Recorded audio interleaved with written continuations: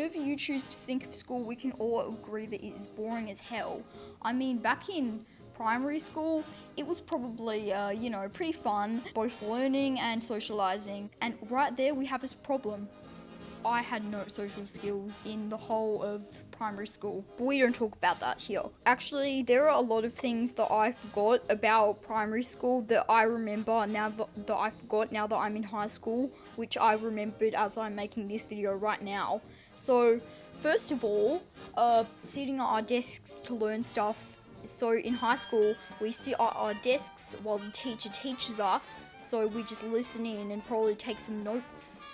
But in primary school, we get out of our desks and then we just sit on the dirty ass floor while the teacher teaches for some reason, and then we go back to our desks to do worksheets to make sure we know the information well. The only good thing about this is that because of the mat at the front of the classroom that we all sat on while learning for some reason, the teachers were able to lay out the desks in all manner of fun and exciting ways. Like there was this butterfly looking shape with these like polka dots looking shapes.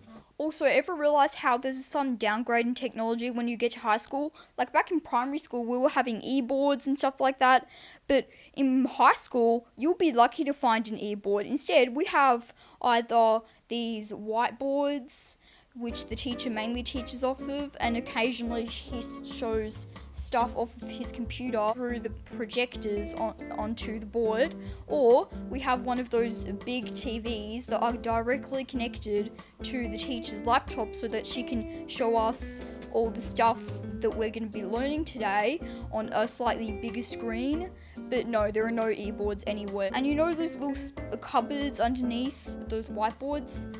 For some reason we never use them. We never really use those. And now the desks are so small. Like I remember instead of having one desk per person, we had one desk for every 2 people. So that gave us the illusion that we had much more room, which we did back then. Also, the names were really creative. Like instead of having English, we had talk for writing with a 4 instead of a 4 to make it a bit more quirky.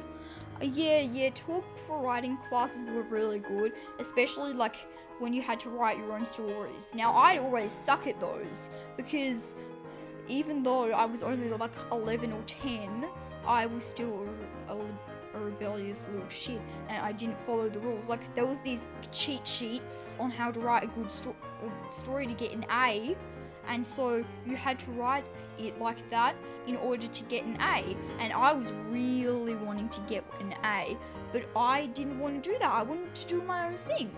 What they taught us was that all stories have a beginning, build up, problem, resolution, and end, which is extremely outdated because I can think of so many movies that do not have that format at all, and a whole wide range of books that don't have that at all, especially like with the really long ones. But I guess they weren't expecting us to write like full novels.